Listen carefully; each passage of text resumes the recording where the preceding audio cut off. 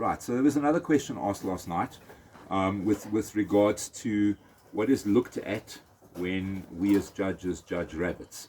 So I'm going to run through a New Zealand white quickly just to give you guys an idea, and then you can ask the relevant questions about the other breeds.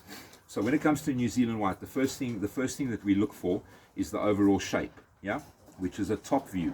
So what you're wanting is something that looks like a loaf of bread, not like a spaceship. Firm shoulders, wide enough, very strong midsection, yeah, which is your fillet section over here, and a strong hind quarter. Okay. We look at the coat, making sure you've got the right coat construction. On a New Zealand white, that's important because your coat is your secondary product. So you have to have sufficient guard hair, right, which is your longer coat, yeah, these long coarser hairs, which in your tanning process holds the coat together. Right. The other thing we look at is shape of the head. You want a nice firm head. This is a female. You don't want it too snipey. When I say snipey, I'm talking about pointed. Right. Good medium ears. You don't want too heavier ear.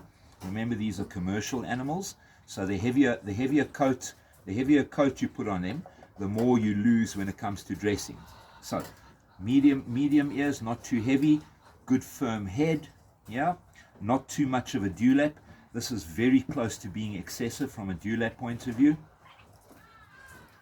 The other thing we check is, on New Zealand specifically, is the number of teats. Yeah, New Zealand needs to have a minimum of 8 teats. We prefer 10. And we check overall bone structure, and in doing that,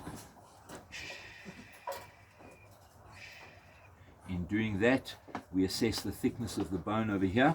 You don't want too heavy a bone, but you also don't want too light a bone. Yeah. I hope that assists in the questions that were asked. Thanks a lot.